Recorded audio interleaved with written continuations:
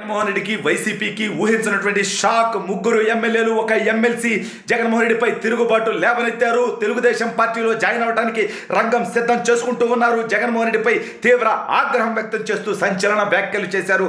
అసలు ఇంతకీ ఎవరా ముగ్గురు ఎమ్మెల్యేలు, ఎవరా ఎమ్మెల్సీ అనేది వీడియోలో వివరించబోయే ముందుగా ఇప్పటి వరకు మన ఛానల్ సబ్స్క్రైబ్ చేయని వాళ్ళు ఖచ్చితంగా సబ్స్క్రైబ్ చేయండి, మరో 10 మందితో చేయించండి. ఇక విషయానికి వస్తే జగన్మోహన్ రెడ్డిని నమ్ముకొని ఎవరి జీవితం అన్నా ఏమైపోద్దటానికి అనేక ఉదాహరణలు ఉన్నాయి. ఇప్పుడు లేటెస్ట్గా ముగ్గురు ఎమ్మెల్యేలు ఒక ఎమ్మెల్సీ జగన్మోహన్ రెడ్డి పట్ల తీవ్ర ఆగ్రహం వ్యక్తం చేస్తూ నమ్మినందుకు మోసం చేస్తున్నటువంటి ఈ దౌర్భాగ్యమైనటువంటి వ్యక్తితో సీట్లు ఇచ్చినా సరే మేము కొనసాగటానికి సిద్ధంగా లేమంటూ ముగ్గురు ఎమ్మెల్యేలు ఒక ఎమ్మెల్సీ నమ్మించి నట్టేట ముంచావు జగన్మోహన్ రెడ్డి అంటూ, నిన్ను నమ్మము జగన్ అంటూ వాళ్ళ పార్టీ పెట్టడానికి రంగం సిద్ధం చేసుకున్నారు.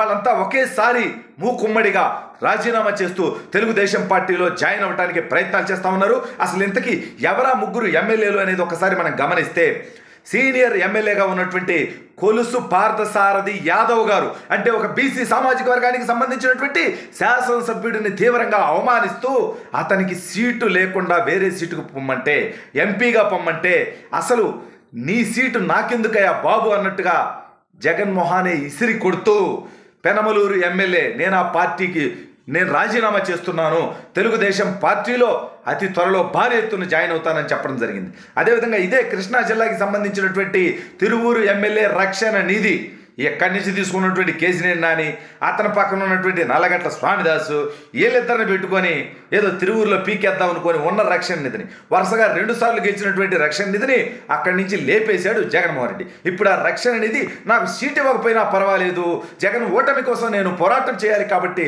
తెలుగుదేశం పార్టీకి వస్తానంటూ మాట్లాడుతున్నటువంటి పరిస్థితి. మరొక ఎమ్మెల్యే చింతలపూడి ఎమ్మెల్యే ఎలీజా జగన్ని నమ్మితే నట్టేట ముంచాడు అంటూ సంచలన వ్యాఖ్యలు చేస్తూ ఎంపీగా పొమ్మంటా ఉన్నాడు. నేనెందుకు ఎంపీగా పోతాను, అందుకనే నేను వైఎస్ఆర్ కాంగ్రెస్ పార్టీకి రాజీనామా చేస్తున్నానంటూ.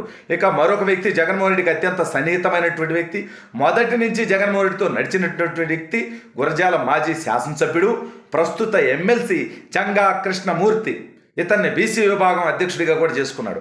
నా బీసీలు, నా ఎస్సీలు, నా ఎస్టీలు అంటావు కదా, మరి నీ బీసీలే నీతో నడవడానికి సిద్ధంగా లేరు, నీ ఎస్సీలే నిన్ను నమ్మటానికి సిద్ధంగా లేరు, నీ ఎస్టీలే నువ్వు ఆ ఎస్టీలకే మోసం చేసినటువంటి దౌర్భాగ్యమైనటువంటి వ్యక్తిగా మిగిలిపోయావు. ఇప్పుడు ఈ ముగ్గురు ఎమ్మెల్యేలు, కొలుసు పార్థసారథి గారు, ఎలీజా గారు, రక్షణ నిధి గారు, ఈ ముగ్గురు ఎమ్మెల్యేలు, అదేవిధంగా ఎమ్మెల్సీ జంగా కృష్ణమూర్తి గారు, వీళ్ళు నలుగురు కూడా ఒకేసారి వైఎస్ఆర్ కాంగ్రెస్ పార్టీకి రాజీనామా చేస్తూ తెలుగుదేశం పార్టీలో జాయిన్ అవడానికి సిద్ధంగా ఉన్నారు. అయితే వీళ్ళందరూ సీట్లు అడుగుతున్నారు. ఒకసారి ఇదే గమనించాలి మనం. రక్షణ నిధి సీట్ అడగట్లే, ఎలీజా సీట్ అడగట్లే, జంగా కృష్ణమూర్తి సీట్ అడగట్లే, ఒక్క కొలుసు పార్థసారథి మాత్రమే సీటు. అది కూడా ఎంపీ కావచ్చు, లేకపోతే నూజివీడు ఎమ్మెల్యే కావచ్చు, లేదా పెనమలూరు కావచ్చు, ఏదైనా కావచ్చు. ఇంకా అది కూడా కమిట్ అవ్వలేదు తెలుగుదేశం పార్టీ.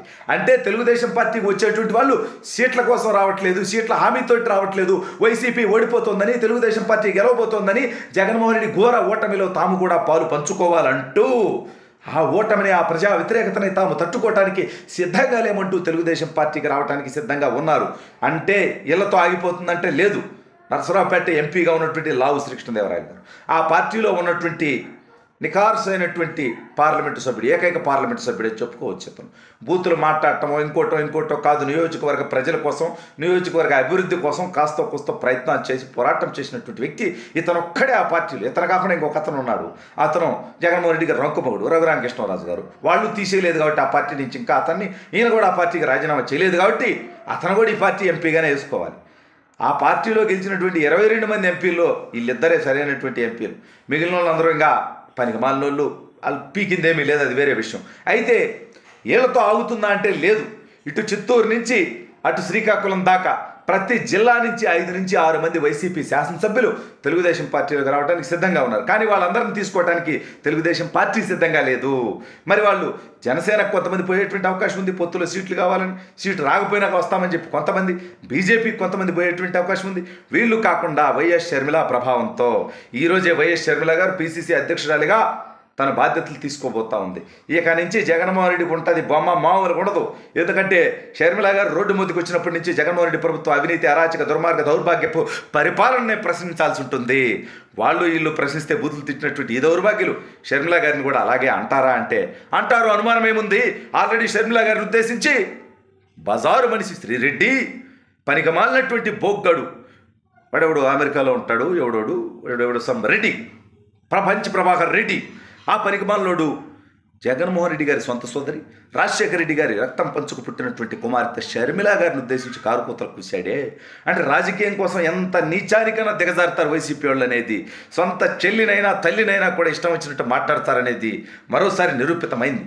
ఈ రకంగా ఈ 3 ఎమ్మెల్యేలు ఒక ఎమ్మెల్సీయే కాదు, రాష్ట్ర వ్యాప్తంగా 70-80 మంది వైసీపీ ఎమ్మెల్యేలు, 20 మంది ఎమ్మెల్సీలు ఆ పార్టీ మారటానికి సిద్ధంగా ఉన్నారు. వీళ్ళలో అందరూ ఇతర పార్టీలో సీట్లు కూడా ఆశించట్లేదు. జగన్ ఘోర ఓటమిలో మేము కూడా పార్టిసిపేట్ చేస్తామనేటువంటి ఉద్దేశంతో వాళ్ళందరూ బయటకు వచ్చేటువంటి పరిస్థితి. ఈ రకంగా చూస్తే జగన్మోహన్ రెడ్డికి 20 సీట్లు కూడా వచ్చేటువంటి పరిస్థితి లేదు.